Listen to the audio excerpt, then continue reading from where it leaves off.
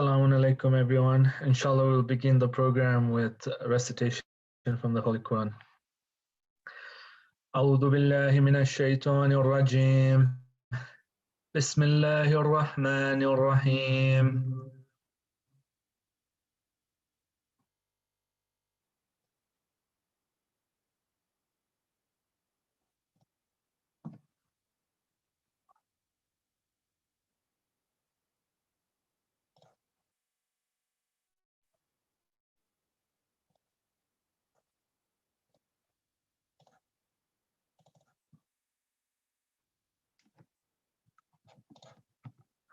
ألم تر كيف فعل ربك بأصحاب الفيل ألم يجعل كيدهم في تضليل وأرسل عليهم طيرا أبابيل ترميهم بحجارة من سجيل فجعلهم كعصف مأكول صدق الله العلي العظيم.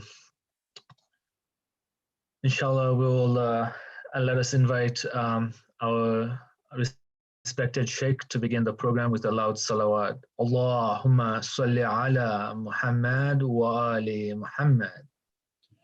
أعوذ بالله من الشيطان الرجيم بسم الله الرحمن الرحيم الحمد لله رب العالمين والصلاة على رسول الله وعلى آله الطيبين الطاهرين وأصحابه المنتجبين سيما بقية الله في الأرضين عجل الله تعالى فرجه الشريف ولعنة الله على أعدائهم أجمعين إلى قيام يوم الدين رب اشرح لي صدري ويسر لي أمري واحلل عقدة من لساني يفقهوا قولي.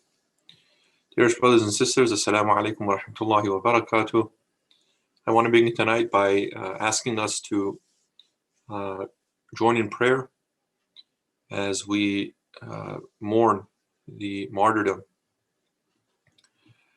of our dearest brothers and sisters, our sons and daughters, our daughters specifically, and the atrocious events that led to the martyrdom of tens of children in Afghanistan, students at the Sayyid al-Shuhada school, that they were killed for no reason other than that they were pursuing an education, a religious obligation of theirs, because they are lovers of Ahlul Bayt, alayhimus salam, because they come from a certain ethnic background, and because they live in a certain part of the world.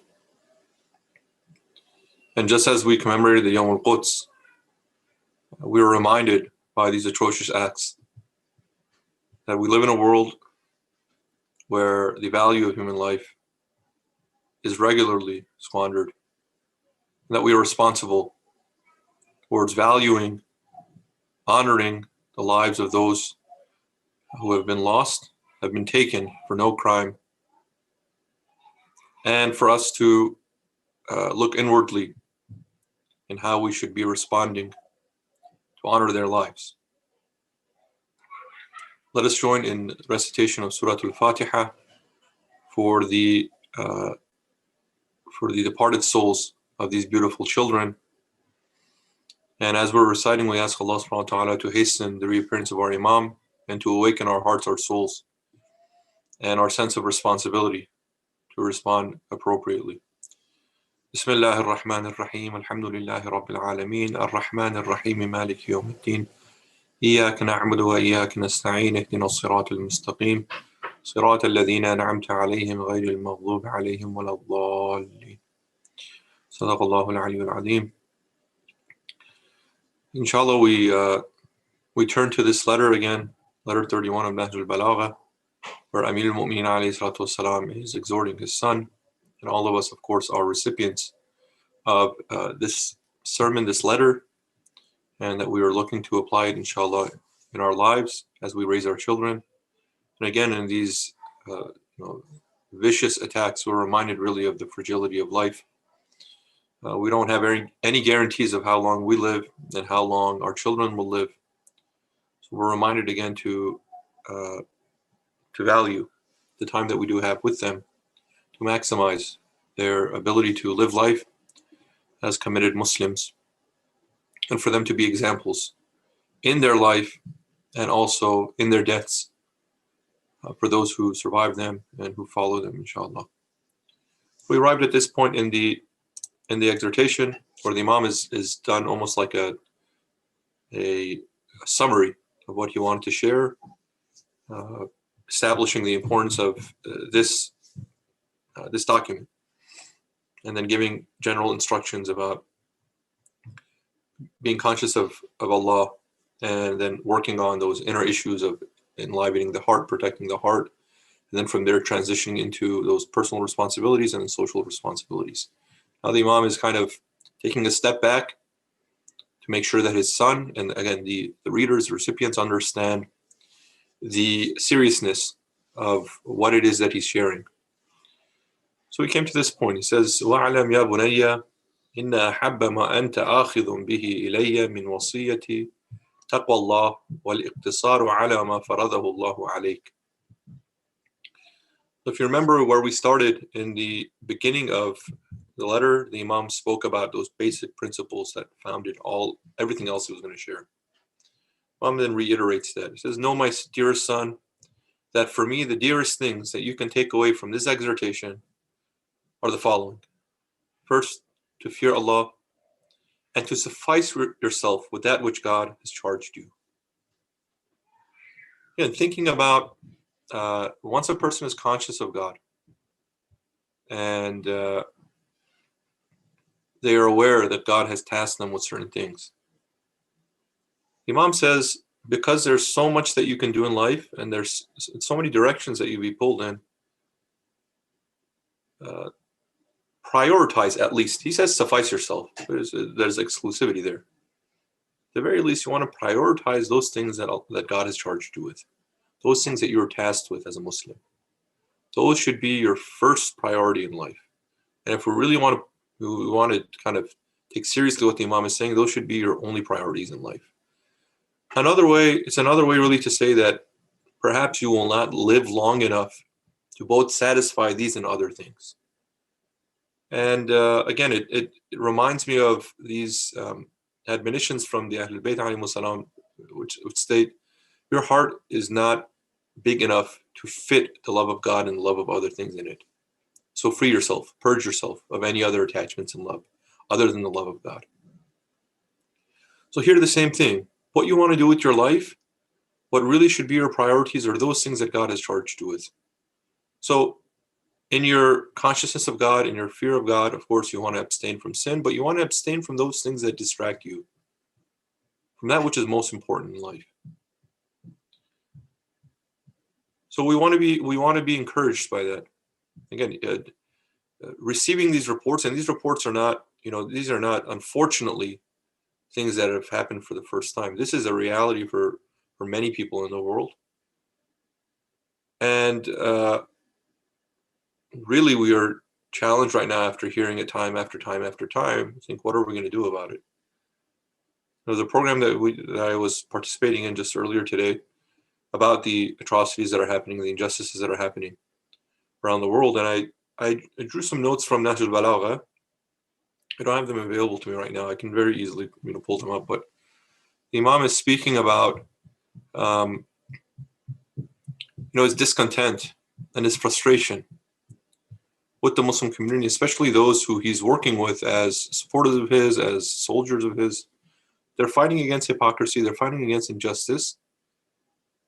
And he just can't believe the fact that while their enemies, those who are advancing the causes of destruction and evil in the world, how united they are and how successfully they're able to collaborate.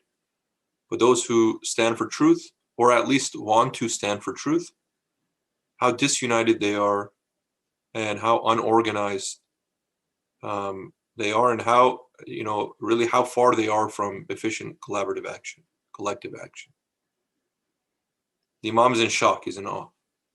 Again, the Imam complains in other places of Nahj al-Balagha, says, I'm in awe that when I ask you to do something, you bring excuses. In the summertime, you complain of the heat of the summer, and you ask for the hot weather to pass, so that you would be able to strive in the way of God in circumstances that are a little bit more ideal. And when the winter time comes, you complain of the cold. And you say, well, wait for the weather to warm up a little bit. Again, it's just this procrastinating. The procrastination of not today, tomorrow. Not tomorrow, the day after. So one of the reasons why we procrastinate is because we have a lot of things on our plate. And one of the reasons why we have a lot of things on our plate is because we're being pulled and we're putting ourselves in so many different directions. It's time to get organized. It's time to get focused. The Imam says, practice consciousness of God and suffice yourself with that which God has charged you. Then the Imam continues and says, وَالْأَخْذُ بِمَا مَضَى عَلَيْهِ الْأَوَّلُونَ مِنْ آبَائِكَ وَالصَّالِحُونَ مِنْ أَهْلِ بَيْتِكَ. And lay hold onto the tenets, the practices, the cultures, the lifestyles according to which your ancestors and the righteous of your family have lived. فَإِنَّهُمْ لَمْ يَدْعُوا أَنْ نَظَرُوا لِأَنفُسِهِمْ كَمَا أَنْتَ نَاظِرٌ وَفَكَّرُوا كَمَا أَنْتَ مُفَكِّرٌ. Because they have never ceased to consider their best interest as you consider and contemplate as you contemplate. ثم ردهم آخر ذلك إلى الأخذ بما عرفوا والإمساك عما لم يكلفوا فإن أبت نفسك أن تقبل ذلك دون أن تعلم كما علموا فليكن طلبك ذلك بتفهم وتعلم لا بتورط الشبهات وعلق الخصومات. The result of this is that all that compelled them to take hold of what they've learned, to hold back from that which they had not been charged with. If you refuse to accept, however, their knowledge, their experiences, without having learned as they've learned, without having experienced as they've experienced, then let your pursuit be for understanding and for knowledge, not to drown in doubts and excessive argumentation. It's an interesting point the Imam is making here. And we know of the Quran already in many places, criticizing those who blindly follow the paths, lifestyles, and adopt the beliefs and worldviews of their ancestors. In Surah Al-Baqarah, Ayah 170, amongst many other places, Allah subhanahu wa ta'ala states, وَإِذَا قِيلَ لَهُمُ اتَّبِعُوا مَا أَنزَلَ اللَّهُ. When they are told to follow what has been revealed by God, قَالُوا بَلْ نَتَّبِعُ مَا أَلْفَيْنَا عَلَيْهِ آبَانَا. No, we'd rather follow that which we found our fathers, our ancestors following. أَوَلَوْ كَانَ آبَاؤُهُمْ لَا يَعْقِلُونَ شَيْئًا وَهُمْ وَلَا يَهْتَدُونَ. Even if their fathers did not exercise their reason, nor were they guided. Imam seems to be saying exactly the opposite of this, but of course he qualifies. He says, follow the path that your ancestors have set. And value their considerations and their contemplations. Of course, the Imam here is taken for granted because he says righteous amongst your family. He's taking for granted that they also were pursuing these religious, godly pursuits and objectives. But I think what's really important here is that the Imam is telling his son that if you want to make real change in the world, and if you want to maximize your potentials, you have to understand that you'll do that through intergenerational support. As much as you are tasked with making changes and, kind of progressing things forward, you have to appreciate that you are not the first one to do this. You won't be the last one to do it. And that you do, and whether you like it or not, stand on the shoulders of those who came before you. But as much as you can, take advantage of that and build upon that which they were working on. It's not saying stay in the past. What it's saying is that imagine if grandfather, father, son. All three of them are in pursuit of the same thing. Think about people who build, business dynasties. What happens? They build from one generation to another. The business stays within the family, and if they're competent and they care for it, then the business only flourishes and flourishes and flourishes, and it remains competitive and cutting edge and with the times. Then it'll continue to exist, and it'll just grow and grow and grow. Compared to if each of them tried their own different, thing, their own different business, and each one of them just to kind of get things, by the time they get things off the ground, how much blood, sweat, tears, how much time, how much dedication, how much sacrifice was put into even just get this thing off the ground. Well, when it's in the family, those efforts, those sacrifices are not wasted. They're baked in to that work, which allows you to kind of take the next steps. So the Imam's saying here, you have righteous people in your ancestry, build upon the work that they were doing. Now you may say, brother, I don't have that. I am unique in that I'm starting a new kind of like line in my family's history. Congratulations. Okay, that may be true. Now we start thinking of generations that follow. Your children, your grandchildren, your great-grandchildren. What is it that you're building? And you're planting the seed and convincing them that this is valuable, that they would also want to continue in what you're doing. Now, that may not necessarily be in commerce. You may say we all are in different fields. Fine. I'm not saying everyone has to be within the same field. Although there are advantages to that too, and I'm sure certain drawbacks. Just anecdotally, people that I know that many of them, if not all of them, go into the same field. They build their businesses and they become empires, which is not a bad thing. It sets you up to for your financial stability, your financial advancements, for the opportunity to incorporate other members of your family within the business, grow your business, incorporate other members of the community. You become yourself, an employer within the community, which is an excellent thing, by the way.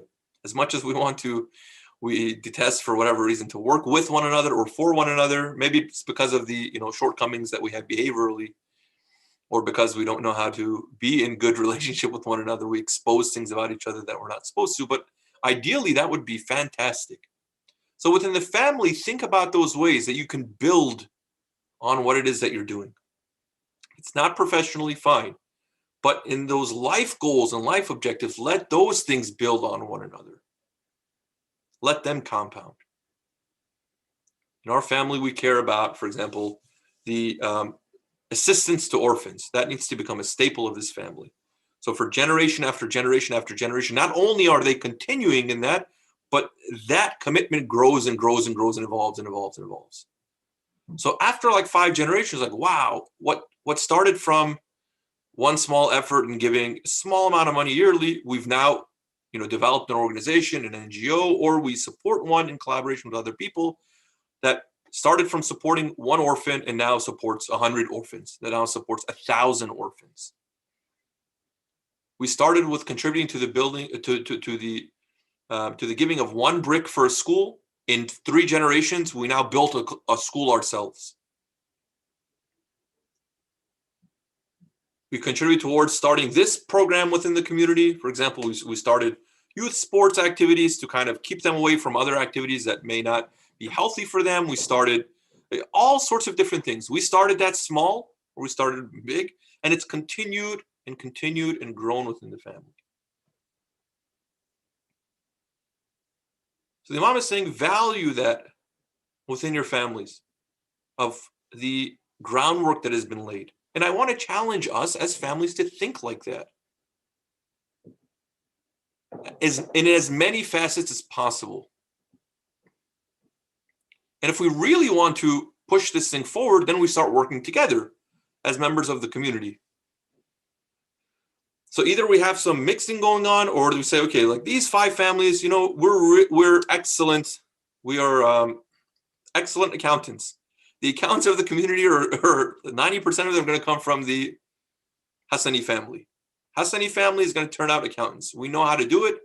We know the most efficient way for our kids to become accountants with the least amount of time. We know how to find them jobs. So they're set as far as that's concerned. Instead of them spending, tens of thousands of hours, we can cut that down to 2,000-3,000 hours, for example. They get their degrees, they go to work, they're doing good work, they're working for their, parent company or whatever. And they're also providing, financial or accounting services to the community. Fantastic. We have accountants, and at the same time, they can build on their business over time. Then you have the Zaidi family. Zaidi family says, we're going to be the dentist of the community. We're going to turn out, 2 or 3 dentists a generation. And the other one says, we're going to be financial planners. The other one says we're going to be, dietitians. The other one, you're strategizing, not only in your families, but also within the larger community. Then you bring them together. One of them says, of my 4 kids, because I'm having a lot of kids because we're trying to lay our roots here. So with 1 child or 2 child, it's tough.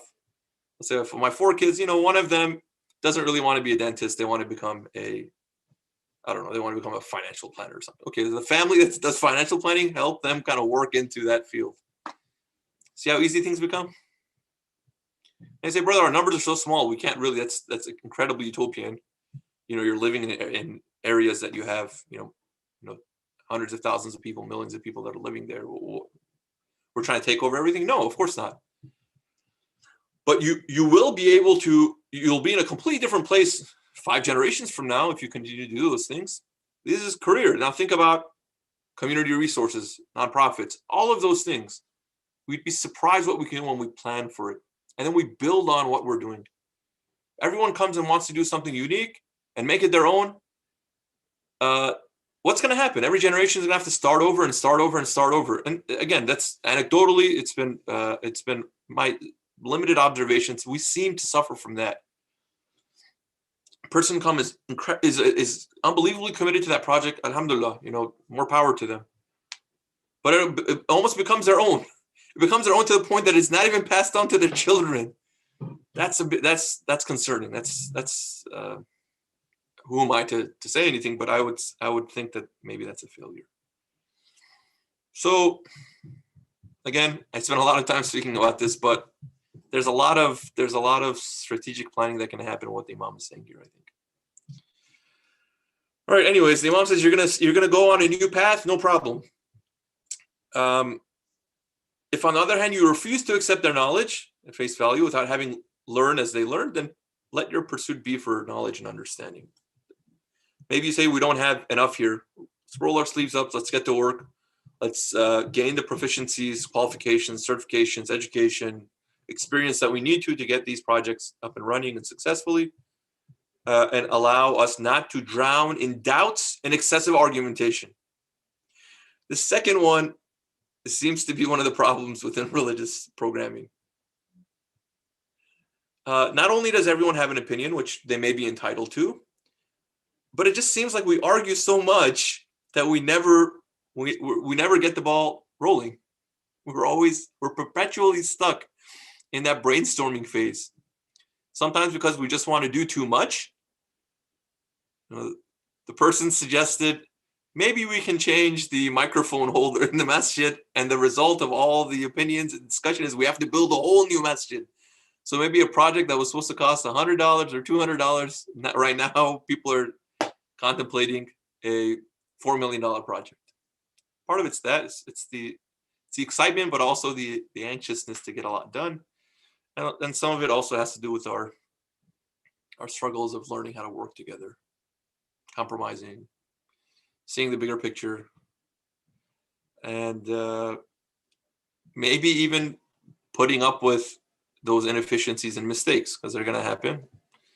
And we just ask Allah to, as a witness, to kind of help guide us, and hopefully we'll be moving in the right direction, even though it's not at the speed or the efficiency that we want. Okay. The Imam then continues, وَابْدَأْ قَبْلَ نَظَرِكَ فِي ذَلِكَ بِالْإِسْتِعَانَةِ بِإِلَهِكَ وَالرَّغْبَةِ إِلَيْهِ فِي تَوْفِيقِكَ وَتَرْكِ كُلِّ شَائِبَةٍ أو لجتك في شبهة. أو أسلمتك إلى ضلالة. So begin, before you even consider this path, Imam says, by seeking the help of your Lord and begging him to make you successful, and by abandoning every blemish, every character deficiency that could cast you into doubt or give you up to misguidance. So again, before you even begin these projects, make sure you do that check. Check the intentions. Check your own preparedness and readiness. Am I ready? This project needs to get done. Fine. But hold your horses. Am I going to help the project, or am I going to end up hurting it because of my shortcomings? Maybe I should work on myself a little bit in preparation for that.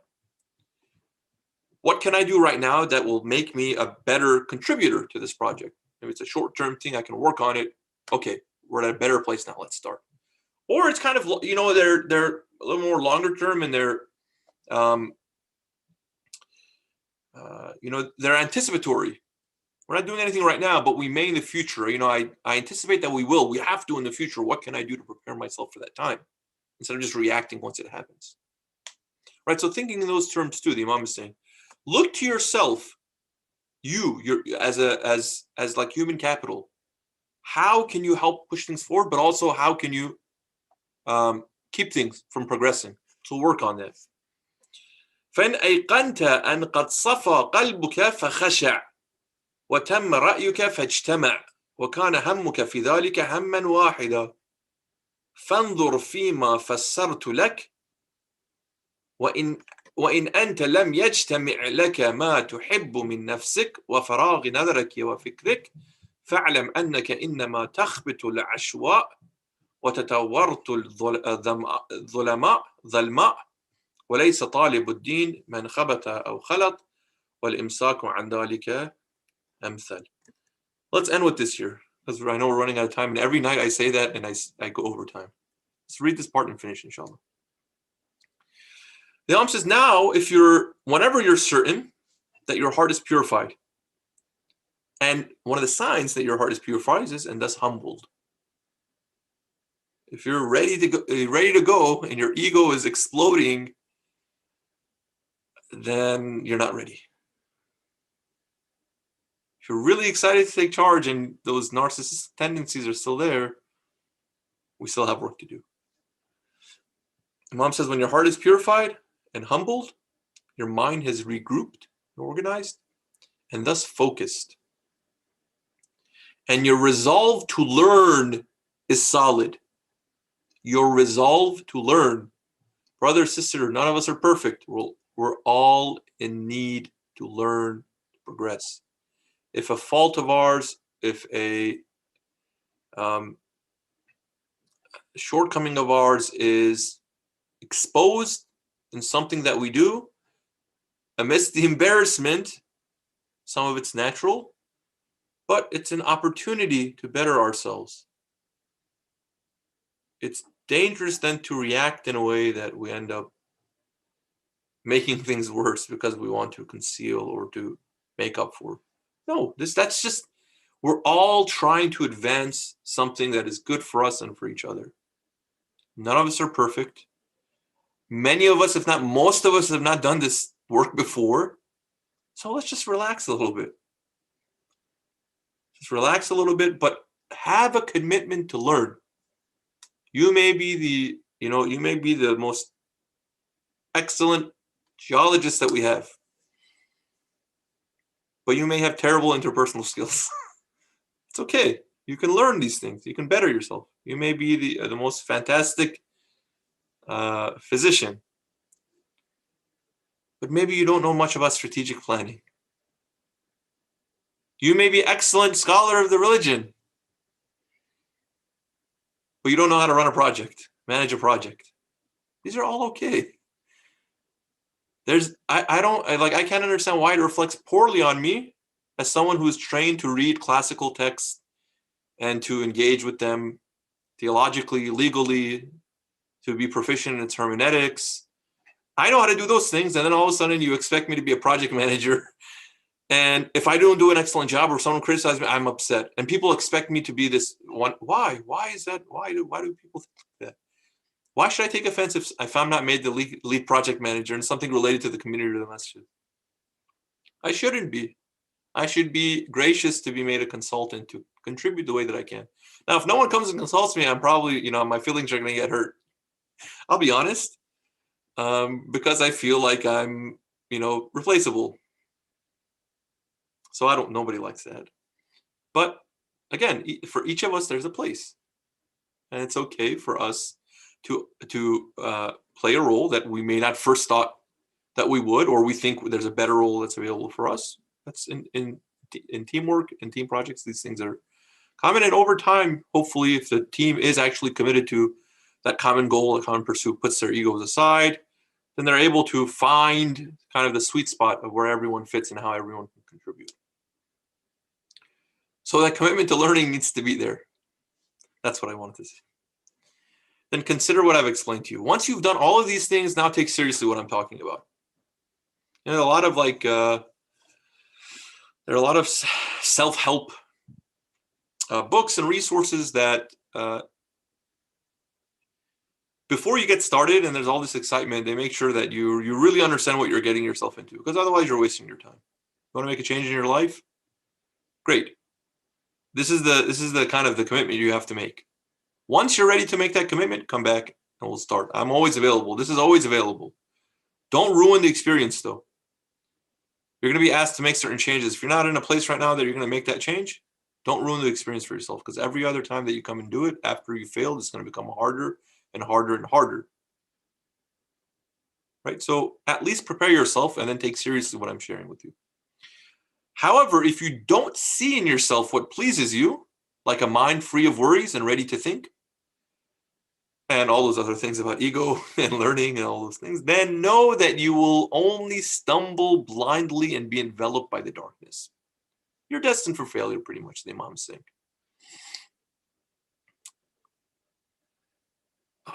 So, I don't know.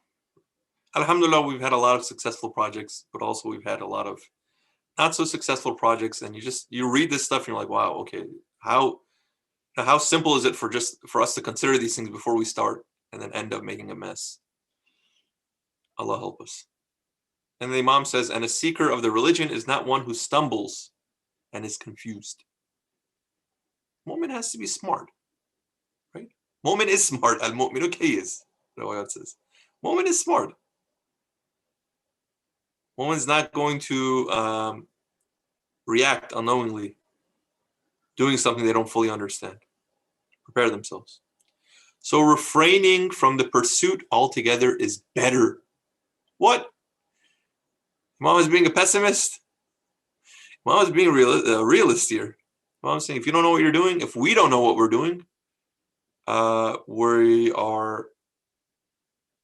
it's dangerous. It's dangerous, so it's better to first understand before you start these things. So again, a time of contemplation, a time of assessment. This is what this letter is about at this point.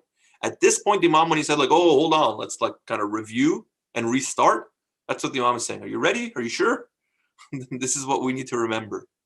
So as a community, as a family, all these things, do we fully understand what we're doing? Are we sure? Maybe we have to take a little time to reassess these things. No problem. My kids are 10 years old now. No problem. It's okay. Inshallah, 10 more years and another 10 and on 10. Every few years, you can stop, assess. Hey, listen, how have we done so far? What are our priorities? Are we actually moving in the direction that we want to? What are the impediments? That's okay to have these assessments. It's necessary to have these assessments. And then once you've done them, okay, let's re-engage with the materials that are there available to us. Okay, so inshallah we'll end there, because it's kind of like we're beginning a new paragraph. Even though it's connected, we'll power through that inshallah tomorrow night. And we only have a few nights left, right? Because for the most part, Eid is probably going to be on Thursday. We have 3 nights left. Inshallah, we'll try to make it through as much of this letter as we can. Alhamdulillah, I thought we made good progress. I've made it much farther in this series so far than I have. I tried this once before, and we made it halfway of where we got right now in longer sessions. So inshallah, we'll get further along, maybe do a quarter of the letter or a third of a letter by the time we finish, and then the rest of it, inshallah, we can continue another time, and I'd be happy to to participate and be in conversation with all of you, inshallah. Please keep me in your du'as. Wassalamu alaikum jami'an wa rahmatullahi wa barakatuh.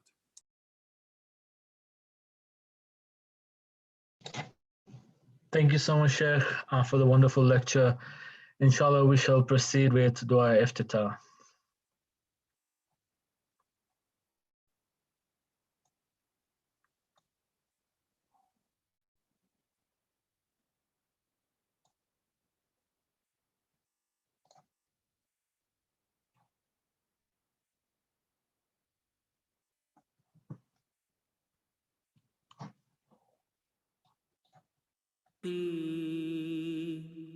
اللهم إني أفتتح الثناء بحمدك وأنت مسدد للصواب بمنك وأيقنت أنك أنت أرحم الراحمين في موضع العفو والرحمة وأشد المعاقبين في موضع النكال والنقمة وأعظم المتجبرين في موضع الكبرياء والعظمة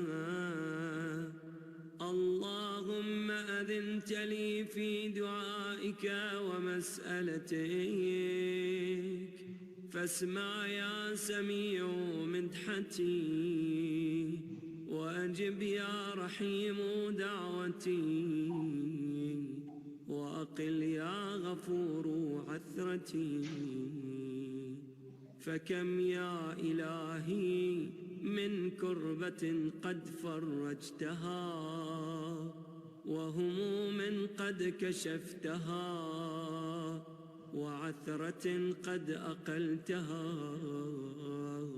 ورحمة قد نشرتها وحلقة بلاء قد فككتها الحمد لله الذي لم يتخذ صاحبة ولا ولدا ولم يكن له شريك في الملك ولم يكن له ولي من الذل وكبره تكبيرا الحمد لله بجميع محامده كلها على جميع نعمه كلها الحمد لله الذي لا مضاد له في ملكه ولا منازع له في أمره الحمد لله الذي لا شريك له في خلقه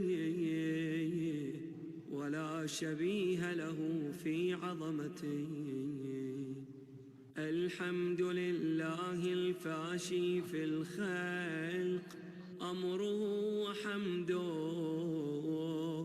الظاهر بالكرم مجده الباسط بالجود يده الذي لا تنقص خزائنه ولا تزيده كثرة العطاء إلا جودا وكرما إنه هو العزيز الوهاب اللهم إني أسألك قليلا من كثير مع حاجة بي إليه عظيمة وغناك عنه قديم وهو عندي كثير وهو عليك سهل يسير اللهم إن عفوك عن ذنبي وتجاوزك عن خطيئتي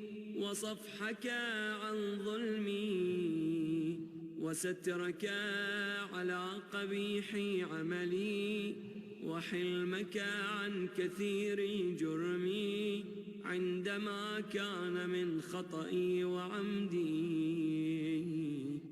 واطمعني في أن أسألك ما لا أستوجبه منك، الذي رزقتني من رحمتك وأريتني من قدرتك وعرفتني من إجابتك، فصرت أدعوك آمنا وأسألك مستأنسا، لا خائفا ولا وجلا، مدلا عليك فيما قصدت فيه إليك.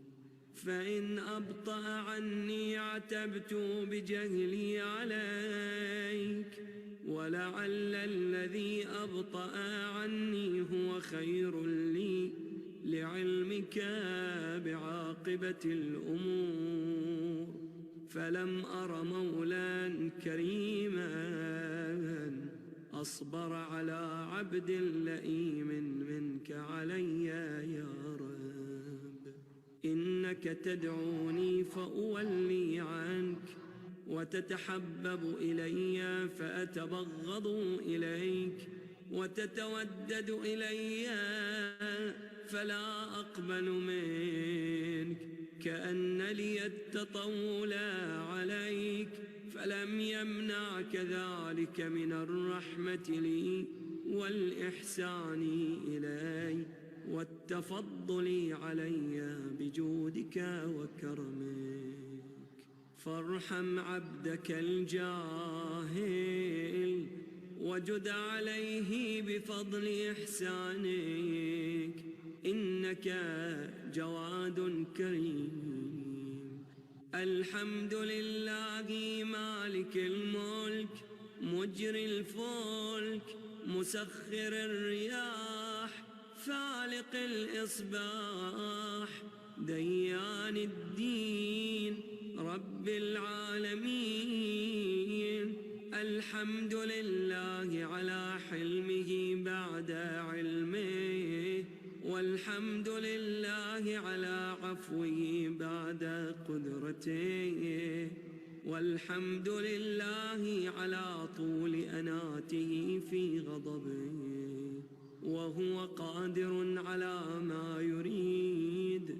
الحمد لله خالق الخلق باسط الرزق فالق الإصباح ذي الجلال والإكرام والفضل والإنعام، الذي بعد فلا يرى وقرب فشهد النجوى، تبارك وتعالى.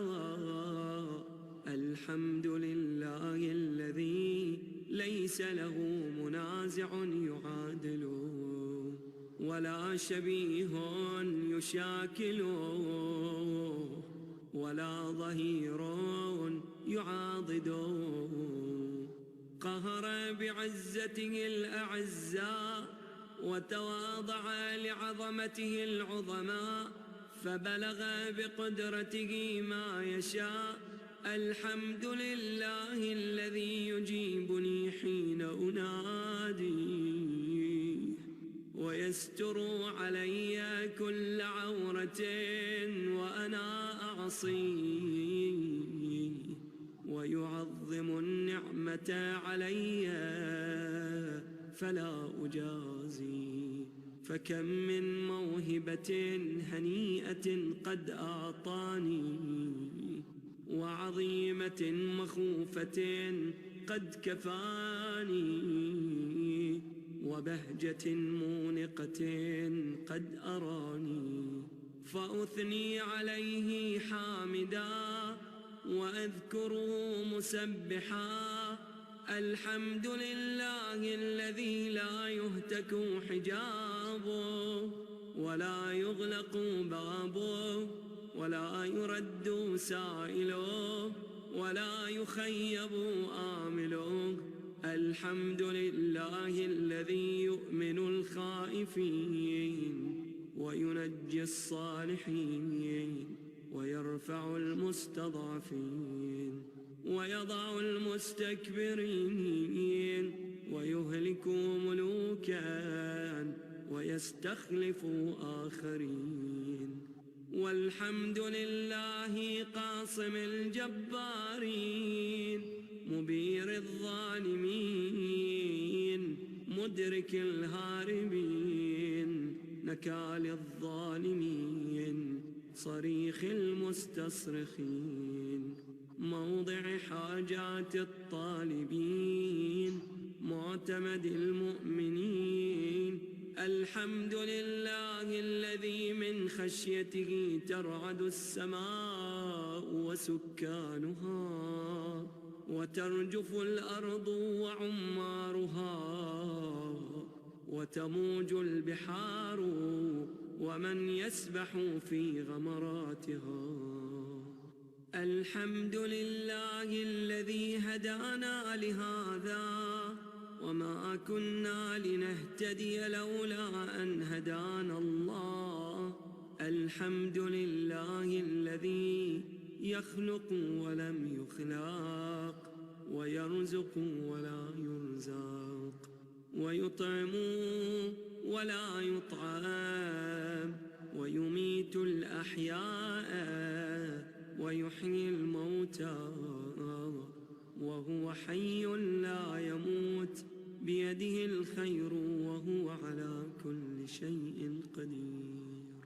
اللهم صل على محمد عبدك ورسولك وأمينك وصفيك وحبيبك وخيرتك من خلقك وحافظ سرك ومبلغ رسالاتك أفضل وأحسن وأجمل وأكمل وأزكى وأنمى وأطيب وأطهر وأسنى وأكثر ما صليت وباركت وترحمت وتحننت وسلمت على أحد من عبادك وأنبيائك ورسلك وصفوتك وأهل الكرامة عليك من خلقك. اللهم وصل على علي أمير المؤمنين ووصي رسول رب العالمين عبدك ووليك وأخي رسولك وحجتك على خلقك وآيتك الكبرى والنبأ العظيم. وصل على الصديقة الطاهرة فاطمة سيدة نساء العالمين. وصل على صبطي الرحمة وإمامي الهدى الحسن والحسين سيدي شباب أهل الجنة. وصل على أئمة المسلمين علي بن الحسين ومحمد بن علي وجعفر بن محمد وموسى بن جعفر وعلي بن موسى ومحمد بن علي وعلي بن محمد والحسن بن علي والخلف الهادي المهدي حججك على عبادك وأمنائك في بلادك صلاة كثيرة دائمة.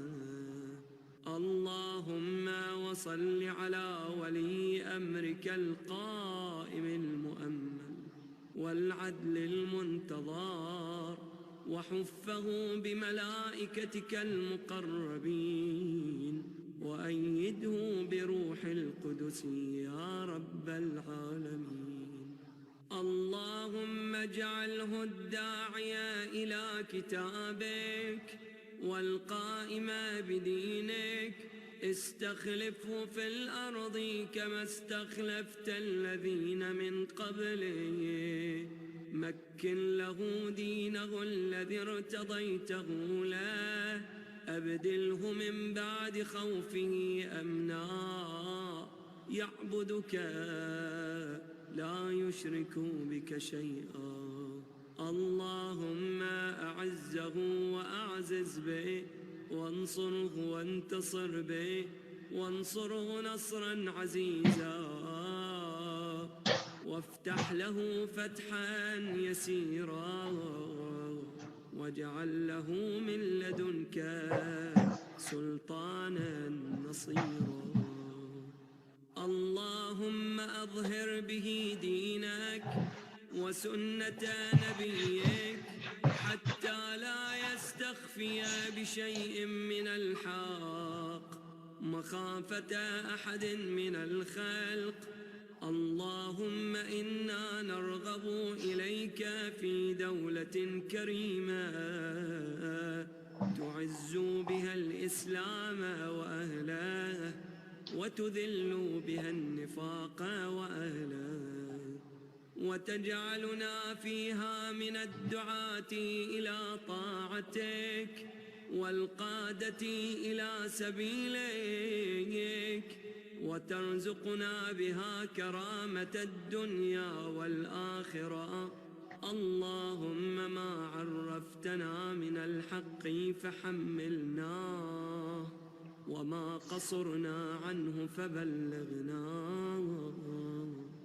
اللهم المم به شعثنا، واشعب به صدعنا، وارتق به فتقنا، وكثر به قلتنا، وأعزز به ذلتنا، وأغن به عائلنا، واقض به عن مغرمنا، واجبر به فقرنا، وسد به خلتنا، ويسر به عسرنا، وبيض به وجوهنا، وفك به أسرنا، وأنجح به طلبتنا، وأنجز به مواعيدنا، واستجب به دعوتنا، وأعطنا به سؤلنا، وبلغنا به من الدنيا والآخرة آمالنا، وأعطنا به فوق رغبتنا يا خير المسؤولين وأوسع المعطين. اشف به صدورنا، وأذهب به غيظ قلوبنا، واهدنا به لما اختلف فيه من الحق بإذنك، إنك تهدي من تشاء إلى صراط مستقيم.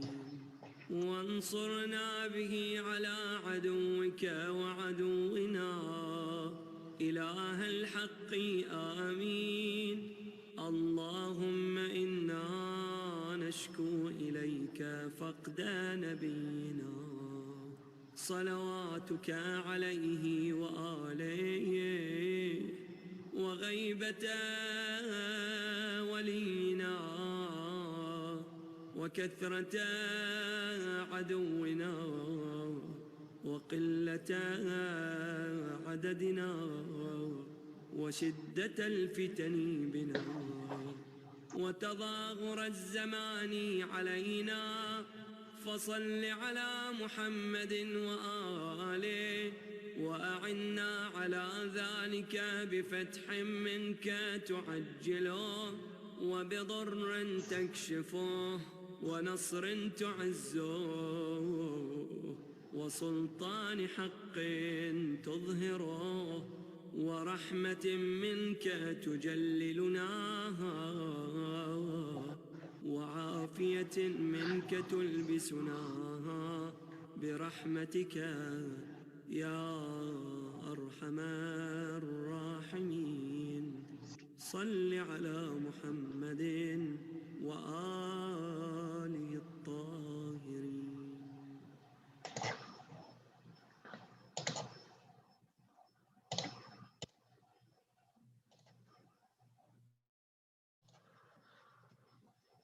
That concludes our program tonight. Let us end with 5 times Amma Yujibu as we remember our brothers and sisters around the world, especially in Palestine and Afghanistan. أَمَّن يُجِيبُ الْمُضْطَرَّ إِذَا دَعَاهُ وَيَكْشِفُ السُّوءَ أَمَّن يُجِيبُ الْمُضْطَرَّ إِذَا دَعَاهُ وَيَكْشِفُ السُّوءَ أَمَّن يُجِيبُ الْمُضْطَرَّ إِذَا دَعَاهُ وَيَكْشِفُ السُّوءَ أَمَّن يُجِيبُ الْمُضْطَرَّ إِذَا دَعَاهُ وَيَكْشِفُ السُّوءَ أَمَّن يُجِيبُ الْمُضْطَرَّ إِذَا دَعَاهُ وَيَكْشِفُ السُّوءَ اللهم صل على محمد وآل محمد. سورة المباركة.